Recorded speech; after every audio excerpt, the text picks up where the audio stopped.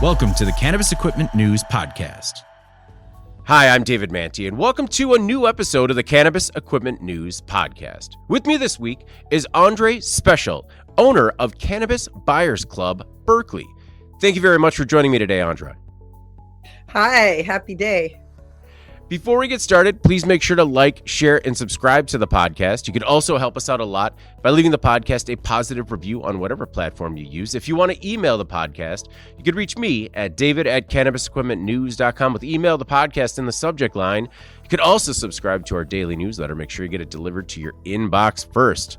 Aundre, I always like to start with a little bit of background, and especially with somebody that has such a rich legacy in the industry. What was it that first got you involved in cannabis? Basically, I say, I got struck by lightning, and the lightning was Jack Herer. I was just so fortunate that Jack Herer was my neighbor in Venice Beach. And, I just started talking to him, saying hi to him as a neighbor. And we started talking, and he started telling me about the work that he was doing, about his book. It just went from there. I mean, I just could not believe the things that he was telling me. It was, 89, 90 at a time when the just say no thing was so intense. And the narrative was essentially weed would kill you or kill your kids, or, at the very least, put you on a path to harder drugs, certainly. And there was just nothing positive whatsoever. And meeting Jack and hearing his passion and his stories just really, blew my mind in a way that I just wanted to learn more. So as you wanted to learn more, when did the path transition from, being intrigued by a neighbor to actually getting involved in the industry? Well, industry is an interesting word because, we never really called it an industry until fairly recently, at least fairly recently in my journey. I decided to get involved with Jack right away because, the industry was really a path. We could not go from the conversation I had with Jack to, starting a cannabis business. Like, that isn't how it worked back then. And so what I did was I basically jumped on the bus with Jack. I started working the hemp booth and literally went on a bus that said hemp on it, help end marijuana prohibition, touring around and educating people about cannabis. And that really was the first step into creating an industry and building an industry, was having people understand that this wasn't an evil and dangerous drug, or anything new, and that was Jack's magic, is people had a lot of emotions around cannabis and its perceived dangers. And Jack just took, truth. He just took facts. His argument had no emotion in it. He would just bring scientific studies. Some of the most important things that Jack did and that we did was to show people that, this has been around forever. Jack had a Bible that was at least a couple hundred years old that was made of hemp, and we would go try to do our educational things, and people would literally be protesting us. And Jack would pull out his Bible and it said, made of hemp, and he'd say, this has been around, this is not anything new. Jack went and found copies and then proof of the copies of Hemp for Victory, which was a movie that the U.S. government made in World War II, asking farmers to grow hemp for the war effort, and associating it with patriotism. And it's such a great movie that the government denied that they made it. And that's what such a crazy time was back then. And Jack went in and found proof, and they had to admit that they made it. So the beginning of the industry truly was separating the fiction and the narrative that this was such a horrible thing, and starting, to educate people on the truth and the benefits of this wonderful plant. What was life like on the bus? And do you remember the first time where you were meeting somebody that was kind of, let's say, stricken with reefer madness and kind of helped them see the light? Uh, yeah. So life was very exciting and very interesting, especially for me. I had aged out of the system. I had been living in a girls' group home and was pretty mad, just angry at the system, and having something that I was so passionate about. I wanted to change things, and I didn't know how. And this really gave me a direction and a vehicle. So it really, when I say over and over, it was like mind blowing. It was just mind opening for me. And uh, seeing other people, start to be able to listen. And that's the thing, that most of the people that were so against this, um they it was only because of what they had been told and what they had learned. And so when we would come and show them facts, um people were they also were mind blown. Like, there's not another way to describe it. And so I think the very first time I saw that is when Jack pulled out a Bible, and some people were talking about how we were evil and how, what we were doing. Like, they were specifically using the word evil. And Jack would pull out the book and say, "Is this book evil? This is made of hemp." And they'd be like, "What do you mean? We don't understand. Like, what do you mean it's made of hemp?" And then Jack would pull out, other things like flyers from his book, where "The Emperor Wears No Clothes" isn't Jack telling his opinion about things. If anybody's seen this book, and I highly recommend it, it's actually online at jackherrer.com for free. So that was part of Jack's thing, is just spreading the word. But page after page after page is just evidence, newspaper stories, government studies, things from the government, showing how good and necessary hemp was. Medicine bottles that had cannabis in it as medicine. And so the very first time I saw that was with the Bible. And that was actually the door that, the thing that opened a lot of doors, essentially, in people's mind, is they'd see the Bible and they'd be like, "What?" And while they were still sort of stunned from that, we'd start showing them the other thing, the medicine bottles, the newspaper articles. And so it really, it was very, very fascinating to see people come around. What had led you to be in the system? And, as you learned this from Jack, did this give you like even less faith in the system? Oh, absolutely. I mean, coming out of the system, you already have less faith. I mean, I can't go much lower. Just circumstances, family circumstances led me there.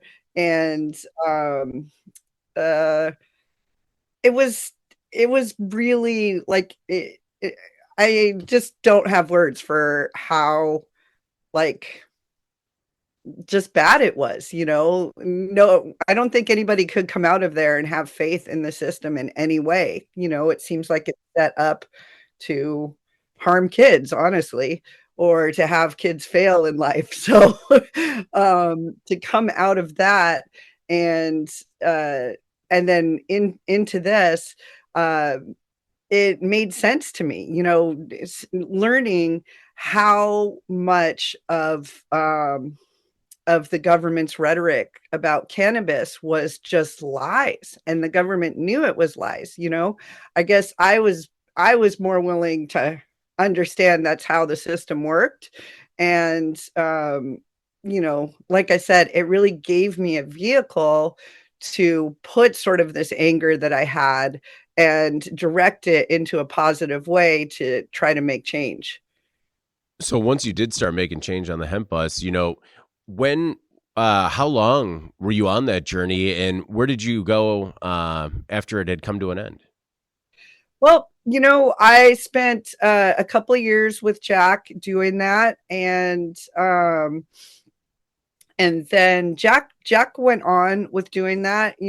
I went on to try to figure some things out myself, and had a couple kids, and even in the early days when I had kids. So this was a handful of years or so in between there, and I was, basically at home with two babies, but I was still doing cannabis things. I was, so fired up. Jack just fired me up, and Jack was a lifelong friend. I stayed in very close contact with him, even when I wasn't on the hemp bus and doing that with him. My kids called him Uncle Jack. We spent just a lot of time together. Yeah. But so I was doing things in other ways.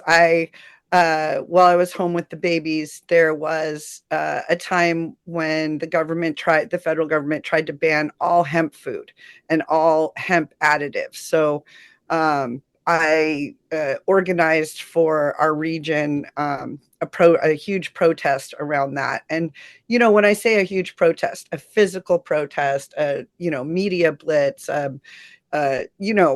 all different things that Jack had taught me. So I did that, and started working with Americans for Safe Access. I was a founding member of that, where one of the very first things we started doing was showing up when people had federal cannabis charges, because in the past, when that happened, people would just sort of get arrested and disappear. There wasn't that much media around it. There was virtually no support around it. So, for example, after 215 passed, we marched literally 1,000 people on the state capitol in Sacramento for this man, Brian Epis, when he was sentenced to 10 years for conspiracy to grow plants.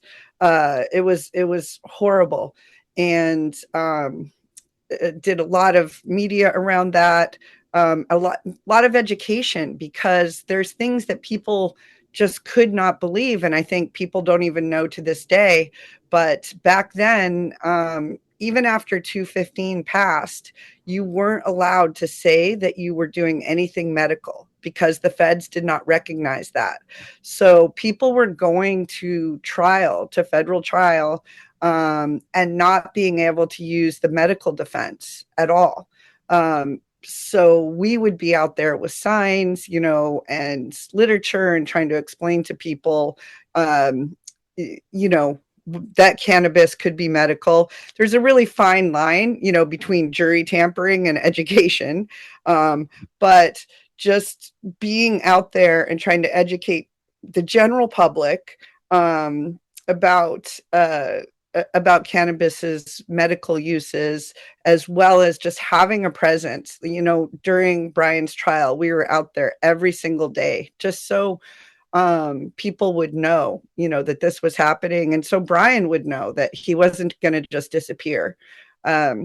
So I just sort of segued into that work, because I actually would take my kids, I'd literally take my baby at every protest we did. So you would actually take your kids to the protest with you. I think that's extremely healthy. I think that it's really good. And I've taken I have two small children, and I've taken them to protest just so they can sort of see people taking a stand and standing up for what they believe in. Yeah, I think it was really important too. I mean, for me, I didn't have money for babysitters. Being an activist does not pay anything at all. So if I wanted to do the work that I was doing, they had to come. But I agree with you. It's very, very important. It made my kids very compassionate, first of all, because they, from their earliest memory, were around some very sick people. So your children, became compassionate because they were around these types of people. Could you go on about that a little bit, about building that type of compassion? And then how did the trial end up for Brian?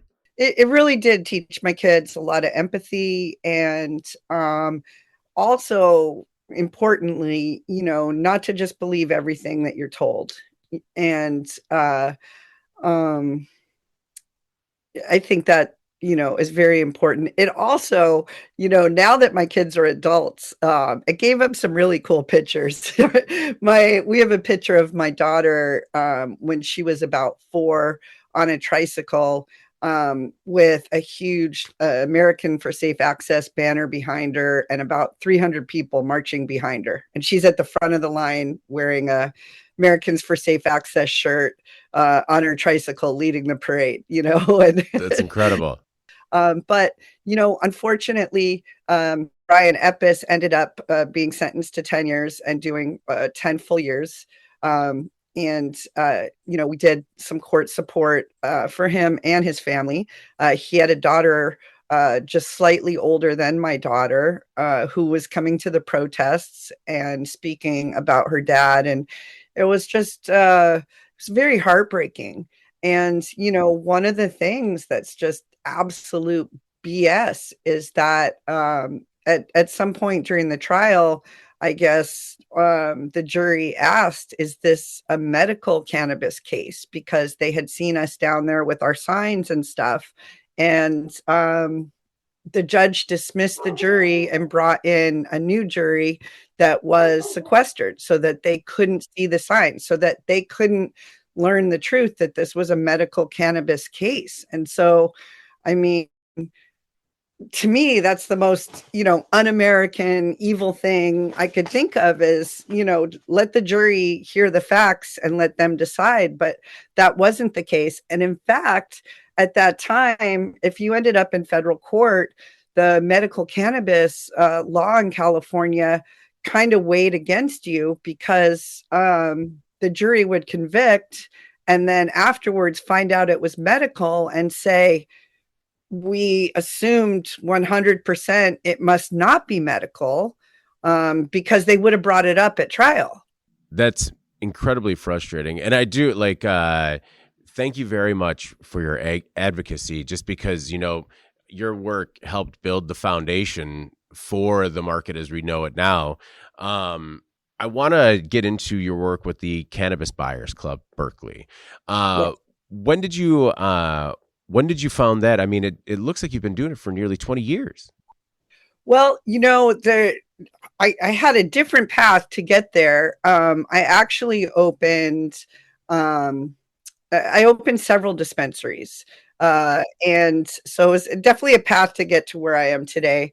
I opened one initially in San Francisco with a dear friend and longtime activist, Charlie Pappas, that was paralyzed from the neck down. He had actually been shot in a robbery over, like a $5 bag of weed back in the early 80s. And just really an incredible activist. Unfortunately, he's passed away now. But my very first one, we opened in San Francisco and had a neighbor that was so upset that we were on their block, and they were a mom and said, that we were evil drug dealers, and just basically called every law enforcement there was on the planet on us multiple times a day. So we voluntarily shut down. We said, okay, this isn't going to work. And then the next one I opened was in Sacramento, and Capital Wellness. And for me, that one is so special because we truly were in an area where Sacramento is the Eastern District of the state. The state of California is broken into multiple districts, and the Eastern District is known as being the worst by far. Very, very, very conservative. And I that's where I had been living at the time, and so I opened there. I was one of perhaps three at the time, and really wanted to come in with this model of compassion that I had really been thinking in my mind. When I did a lot of activism. We just sort of touched on our work, but especially with Americans for Safe Access. I went around and would sit. There's very few dispensaries in the state, but I would go in there and sit and we made these amazing know your rights cards, which gave people, it was a little fold up and gave people basic advice and info about your rights. And by advice, I mean, like, we'd tell people always keep your cannabis locked in the car. The police, don't give them permission, locked in your trunk. Don't give the police permission to open your trunk, that they, just different types of advice like that. And I would sit in the few dispensaries and take data of people that had been arrested. And also at the ASA office, we'd have a number to call. We'd say, if you've been arrested, let us know. And so I would sit and take info about that. And one of the things, for example, that we found out was that the CHP said that they're not going to follow state law. And they just completely, that was their policy. There's no such thing as medical cannabis. And so we started lawsuits around that. And, when Ed Rosenthal had his trial, he had been deputized by the city of Oakland to grow cannabis for sick people. And at his trial, after he was found guilty, we all waited and approached the jury, and when they came out and told them that this was a medical case, and the jury actually held a press conference and said that they had been tricked by the government. So this was all kind of the work that we were doing that felt so important, but there was never any money for it. There was so much to be done, and there were so many people that needed help. So truly, I opened my first dispensary as a nonprofit, as we were required by the law. My goal was to open a dispensary and operate as a nonprofit, as required by the law, but to be able to put funds to the work that was never funded, to the activism that needed support, to the social programs in our community that needed support. And that's probably one of the most important things that Jack taught me. And honestly, other people as well. The Black Panthers, they actually shared a wall with CBCB's original location, and they were a really good example of just going out and do what needs to be done.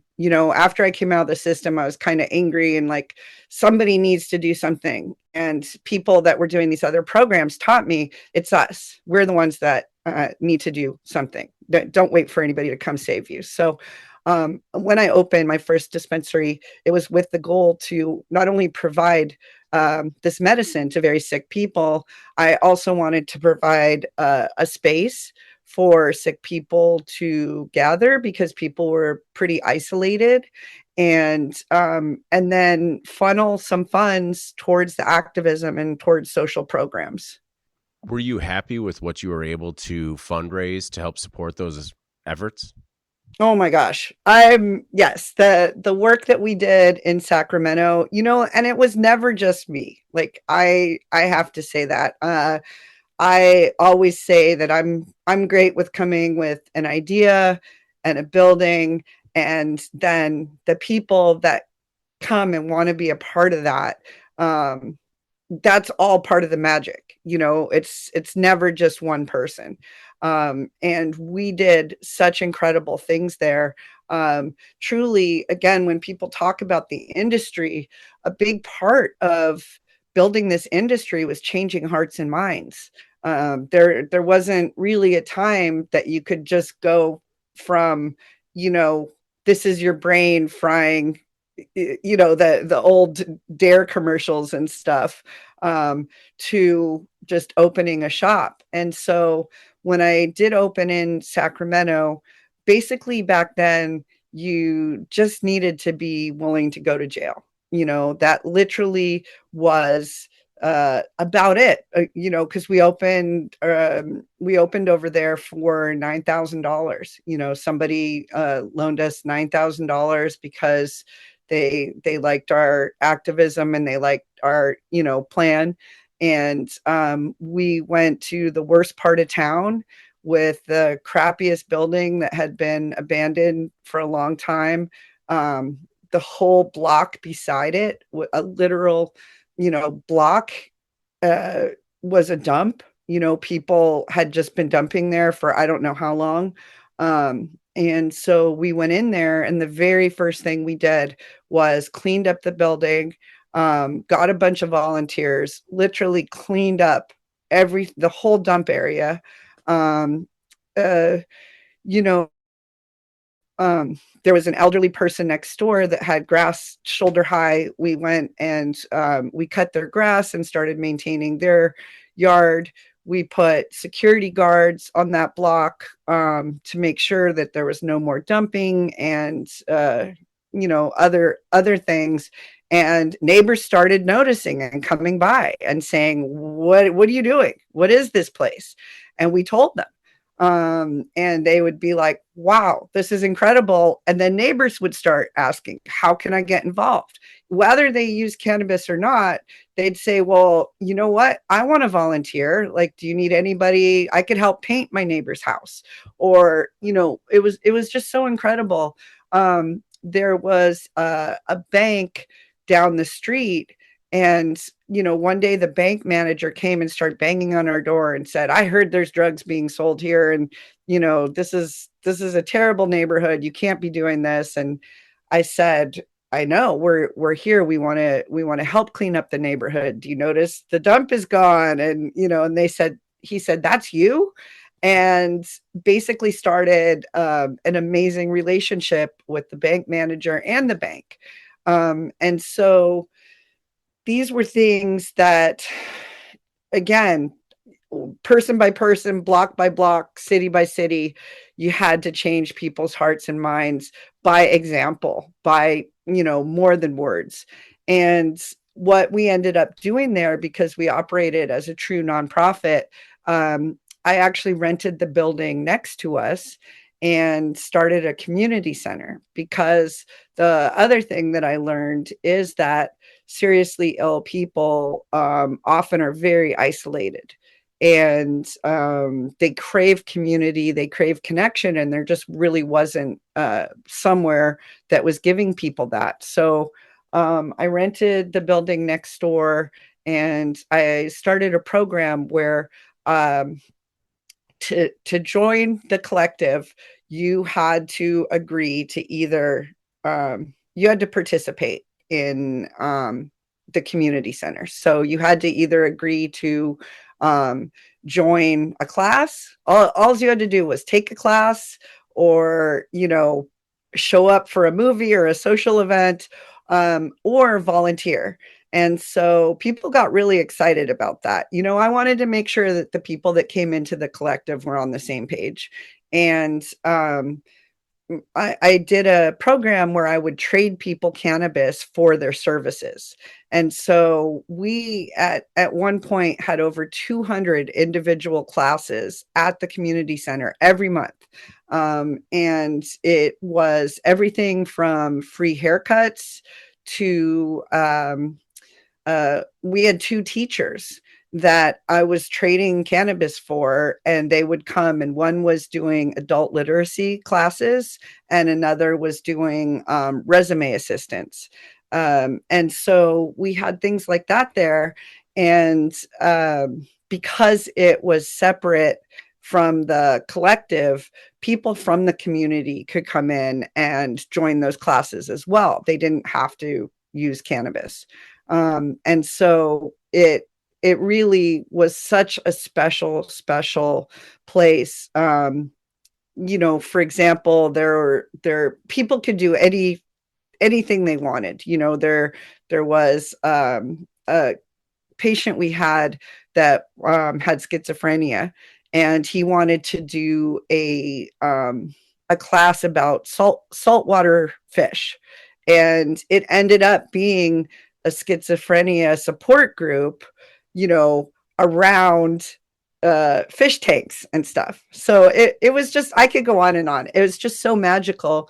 And then we also connected with places in the community. We became top 10%. We were honored by Shriners Children's Hospital, top 10% of donors of all time. And we made sure they knew where this support was coming from. And then we also asked our community, our membership group. We had somebody that was a patient at the collective that owned a shipping company and somehow ended up with a container full of toys that we ended up donating to Shriners Children's Hospital, like, thousands and thousands of toys. And, let them know this is from a medical cannabis group. I approached the local homeless shelter that was run by the Catholic Church, and we helped fund a homeless preschool.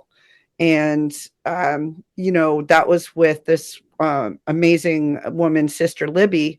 And, when I said to her, I said, because I had told her who we were, and she was like, that's great. Let's do this work. And I said, I just really want to be sure that you understand that we are a medical cannabis dispensary.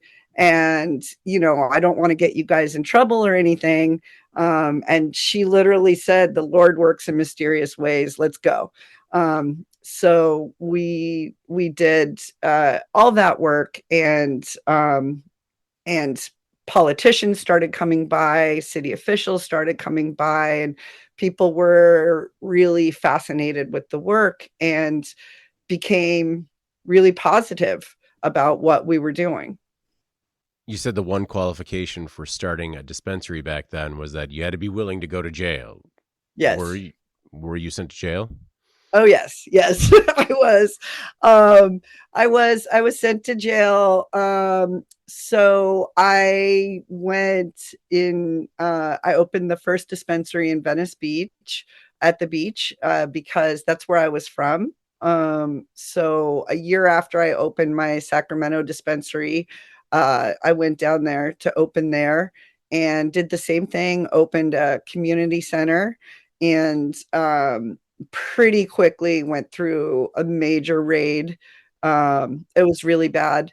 They spent 2 years sort of threatening me and trying to get me to take a plea deal. I think the best plea deal they got down to was 2 years in jail. And I'm a single mom. I was a single mom. And they were trying to get me to accept and agree to go to jail for 2 years, and telling me that was a bargain somehow. They told me that they were afraid that they had to make an example of me because they were afraid that cannabis businesses would proliferate the tourist zone in Venice. And I don't know if anybody's been there now, but it's fully proliferated. But they, and they also do dirty tricks. This is like, don't trust the system. One of the things they did was they set a court case they set an appearance, and I had amazing attorneys. I had attorneys that also stepped forward to help for free because of my activism and my work with Americans for Safe Access and other groups. There was attorneys that would come and try to help, especially if you had been the first to go into an area. And so I had the best attorneys, and they set this court case and later acknowledged that they forgot to let any of us know. They didn't send us notice. And then they came to my house one day on Halloween. I went back to Northern California, and I was walking out of my door with my little puppy dressed like Luke Skywalker, on my way to my kids' school for their Halloween parade, where my son was dressed like Luke Skywalker. So I was going to surprise him with his puppy dressed like that. And I walked out the door and literally just got knocked down by the police, like just grab me all rough, throw me down, handcuff me for a felony failure to appear. And then so then I went to jail. They took a very long time to try to let me get bail, and they just do these tricks, and then they'd be like, okay, are you ready to to make a deal on the case? And I wasn't. And right until I believe it was the day before the jury selection was going to begin, they dropped the case. So I had that one. And then in Sacramento one time, I was caught with some hash, and the police officer was going to take it because he said that hash wasn't included under medical cannabis law. And I argued the point with him. And unfortunately, I probably should have just let it go. I said, you're not stealing my property. It's perfectly legal. Here are my papers, and insisted. And he said, okay, why don't I just take you to jail and we'll have the judge sort it out. So that's, yeah, been jail a few times, and have to say that the terrifying part is you never know if or when the feds are going to pick up the case. Because, while I'm doing all this, I see friends and people going down for very long sentences in the federal system. Also in the Eastern District was a man, Luke Scarmazzo, that he went down. He got 16 years, I believe, for operating a dispensary legally in the state of California. There's no other charges. But they made an example out of him. And that was the fear, that you could be the next one. And it went all the way down to my kids. Because we knew, it was such a risk about what we were doing. My kids had to have raid training as well. And so I taught my kids, that you guys see what we're doing. You understand it's very important, but the police are, even though they're our friends, and if you ever get lost or need help, you should go to the police. They also don't exactly understand what it is we're doing. And there could be a time where I would always say that they make a mistake and they come to our house. And if you ever hear banging, if the door ever kicks in, I would have them practice. You have to go to your knees and go like this. I know people nowadays might not understand, like that sounds dramatic, but there were and there have been kids that have been seriously injured and even killed in police raids because of them running around, because there was a tragic case where about a 10 or 12-year-old little boy picked up a baseball bat and ran at the police because he didn't understand what was happening. And so I would practice with the kids. I'd say, okay, the door goes boom, and they'd go down on their knees and they'd go like this. And then I'd have them repeat, If the police ask you any questions, you just repeat, this is my name, this is my age, this is the number that you call for my auntie. And so they would repeat that over and over. And so my kids understood the consequences and sort of the fear of the federal government, especially after being part of the protest for Brian Epps and being around his daughter and stuff. And so the second time I was arrested, when I finally got a call, well, we enact the raid plan. So as I was being arrested, I got a call off to Americans for Safe Access to somebody from there and said, I'm being raided. And they enact a raid plan that we had. And so my kids' school and their teachers were part of that raid plan. And they understood that one day this might happen. And so, the teacher let the kids know, and somebody came and picked my kids up and were with my kids. And so when I finally got a call to them, my daughter, who this time she was about 9, she just answered the phone and just gave such a heart-wrenching scream, like, and said, Mommy, is it the feds? Do the feds have you?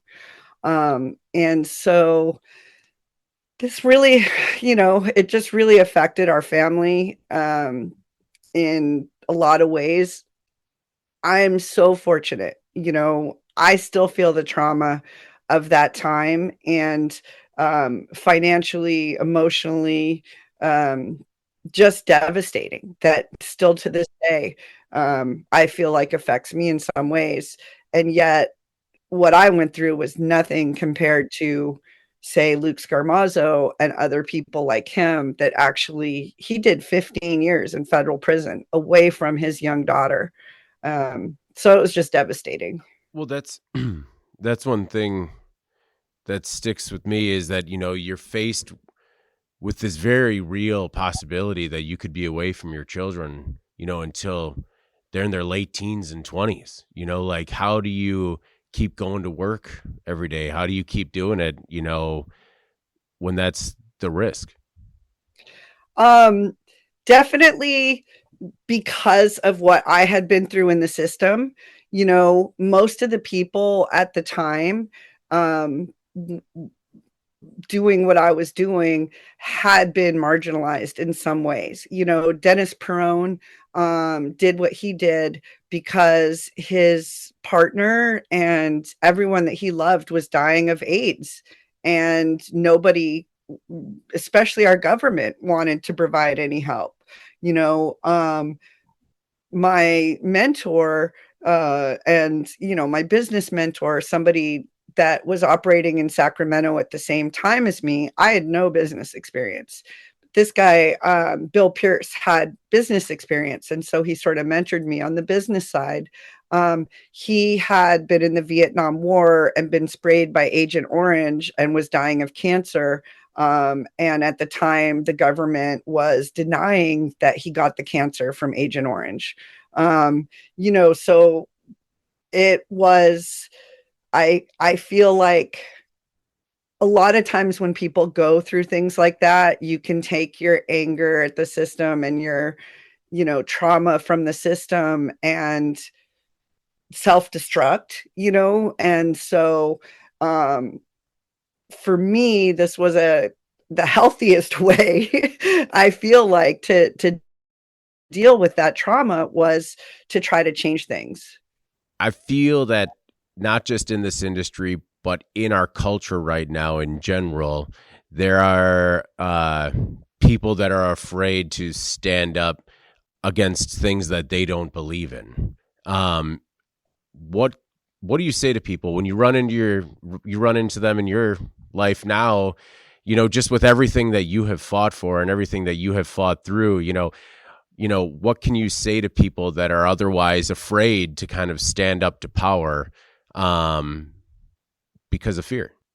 That it's going to eat you alive, that it's better for you, it's better for everybody, to go out there and do what you believe in. I mean, otherwise, yeah, I feel like it's just going to affect yourself negatively. And, one important thing that I've learned about this is, I've opened several dispensaries across the state, 6. And in every city I opened, we also open a community center because that's part of my model. And what I learned, I started with no business experience. And that really gave me actually the freedom to create something. I think that's different because I didn't know any better. And so what I've learned over and over is that love truly is the best business model. And I know sometimes, people are like, oh, some California, BS or whatever. But no, like over and over and over, when you operate in a way that benefits your community and your community members, it benefits your business. It ends up because, with regulations, with officials, all the way down to customers. At CBCB right now, we have a huge compassion program. When you walk into CBCB, half of our front lobby is a free food bank. We have a community fridge and shelves of food where people can either drop food off or take food. And we have people that tell us they would never waste their money. They use the word waste. I will never waste my money at another dispensary because they don't give back in the way that you give back. And so, people will come and spend money and buy an eighth at our dispensary and leave knowing that they've also done kind of a good deed. And so I think that that's part of a thing that, people with the traditional business education or experience are missing out on. You'd mentioned you've started 6 different dispensaries. At what point, after you've transformed the community, at what point do you make the decision to move on to another challenge? A lot of times, several times. So when you operate like that, like I was saying, people want to be part of it.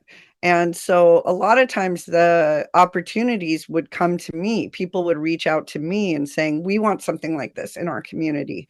And that is actually how I ended up working with CBCB, is that I was not, that's the only dispensary that I wasn't the original founder of. It was founded by a man called Jim Squatter, an anarchist, just also wanting to do, in the nonprofit sector, wanting to do good things for his community. And he reached out to me and basically wanted to pass the torch. So that's how I took over CBCB. CBCB started in 1996. We're getting close to celebrating our 30th anniversary there. And we actually have somebody that has worked the counter since 1997. His name's Jay, and he just loves to be out there, out front with the people. We have people that have been coming to us for decades that only want to work with Jay. He has a support group once a week for people that either want to quit smoking cannabis or want to stop altogether.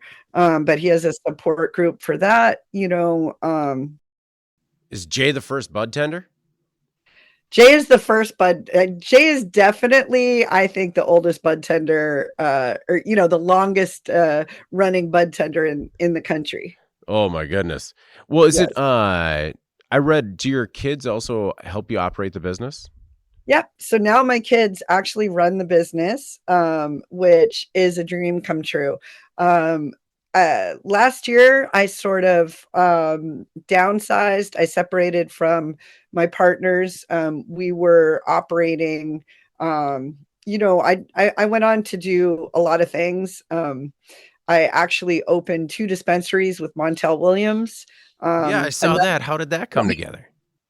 You know, so I was on the board of Marijuana Policy Project. I was vice chair, and that was incredible. On the celebrity board, like, was Susan Sarandon and Larry Hagman, and um, I just got to travel in this world of, of celebrities and politicians. Is very interesting.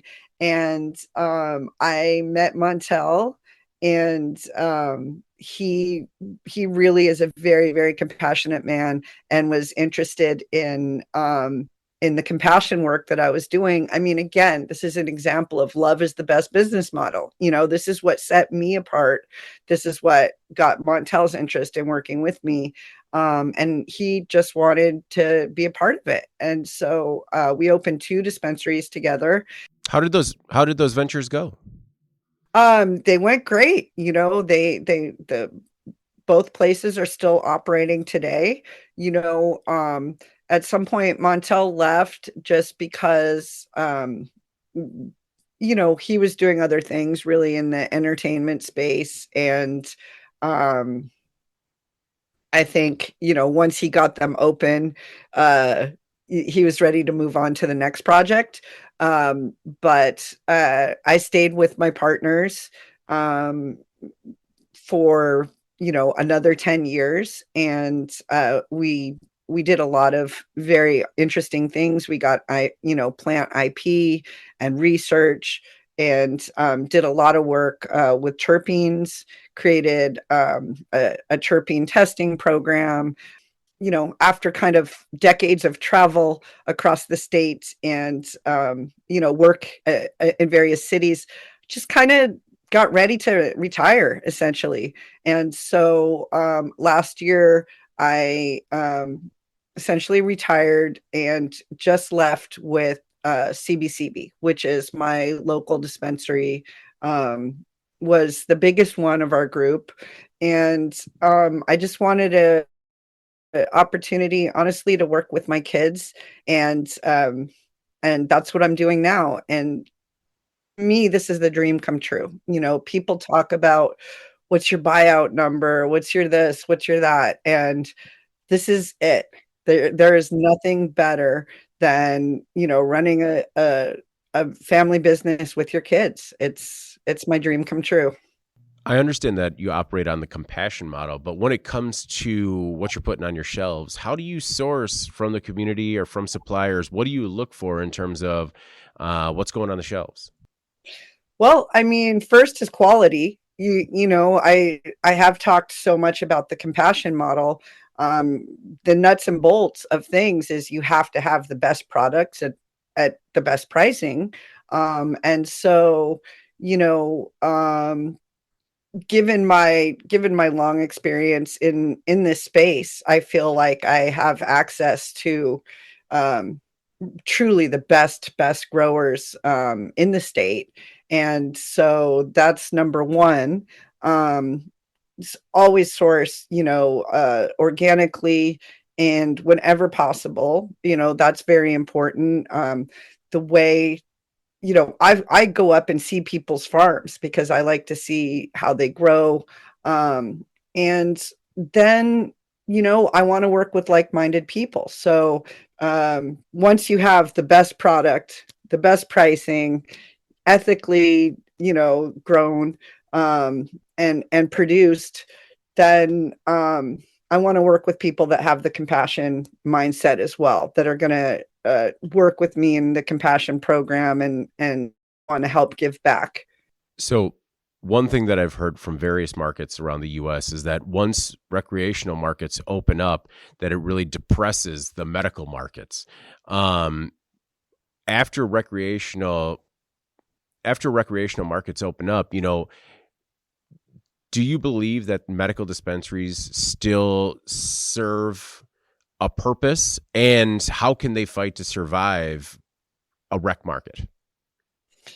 I mean, we have to be both. we definitely have to be both, but it's very interesting. I mean, the state, honestly, in California, it's a really rough road over here because I feel like in some ways they've been it almost couldn't be designed better to destroy the market. And, initially at legalization, the state tried to make it illegal to give compassion away.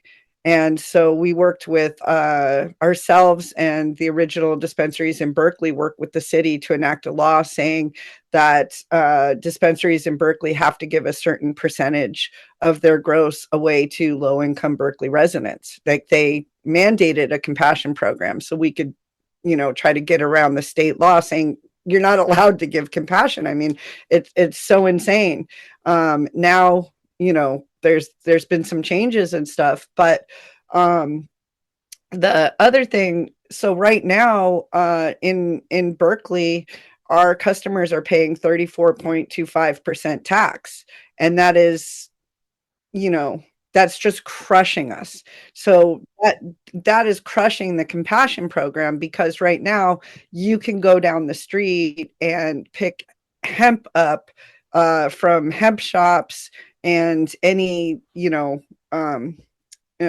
head shop, and they don't charge any taxes. They have the same products that we do, frankly, with zero taxes and zero compassion programs.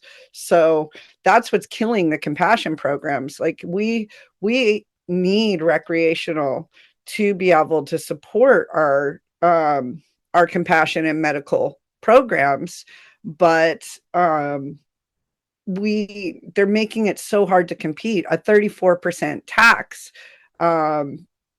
makes it very, very hard. Like I don't blame customers that love us, that want to do the right thing, that want to support compassionate business, but can you consistently pay 34% more?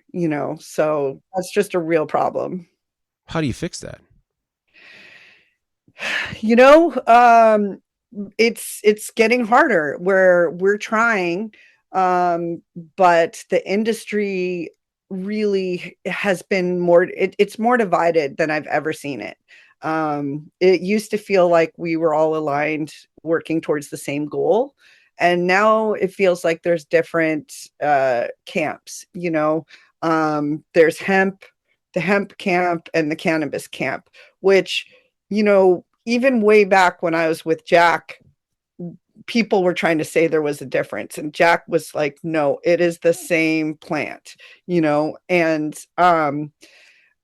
so the support is divided because there's some people that are only working on hemp and some people only working on the cannabis issue. And it's a little bit contentious between the two. And then there's these big corporations that are kind of coming in and they're just operating at a loss, burning investor money, trying to, I guess, wait till everybody else is gone, and they can, run the market. So it's very difficult. And I think that, we're trying to do what we can, but the support is fractured. And honestly, I'm feeling more and more like maybe hemp is going to be the way. It's essentially legal in much of the country, just under the name of hemp. So I don't know. We'll have to see. Well, I really do appreciate you taking the time. And I feel like I could continue this conversation for hours. So I hope we have a chance to fill in some of the gaps along the way. But one thing I really wanted to ask is, at what point of your journey did you stop feeling like, or people stopped shouting at you that you were the evil drug dealer and, you were a cornerstone of the community? Wow, that's a great question. Probably, uh, probably about the time of legalization, up until then, it had been rough. Even like, especially being a single mom, there was even people that were supportive and were pro cannabis that would say, but not for you. You can't do it because you're a mom, And so I think that that stigma was here until very, very recently. But about the time of legalization, there really seemed to be a shift where people just started to understand, like, hey, this is, I know tons of people that use weed and it's not bad. Well, before we get out of here, is there anything else that you want to make sure the Cannabis Equipment News audience either knows about yourself, your work in the cannabis industry, or anything else before we get out of here? I mean, I think we covered a lot of things. I think, the biggest thing I would say, or the message would be that, unity is what moves this forward. That, I think having us all fractured into different groups only lets the powers that be or the system take advantage. And I think that the more we're all united together towards a common goal is very important. I think that's very important as well. And it sounds like, you retired a little bit, but it just means that you went down to like 78-hour work weeks. Yeah, when I say retired, actually, exactly. I retired from, having so many stores and stuff, and my kids have taken over operation of the shop because I do want to go back to more of the activism and more of, I'm running an amazing community center in Berkeley, where we have teamed up with local groups. For example, we teamed up with original Black Panther members, and we're bringing back the community survival program, where right now we set up 100% free farmers market. We have dance classes. We have support groups, free movie night, things like that. So I'm kind of going back to my passion. Honestly, my passion is not books and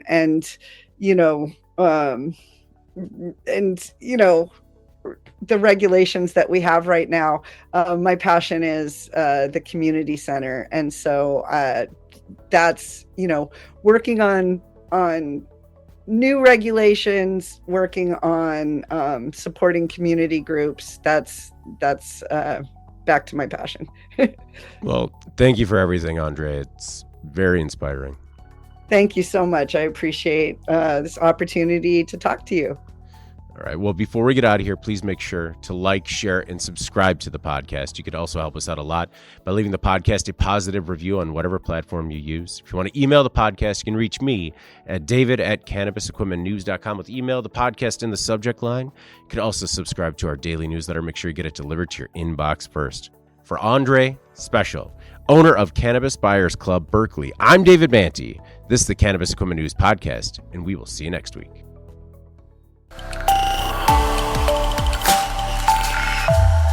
Welcome to the Cannabis Equipment News Podcast.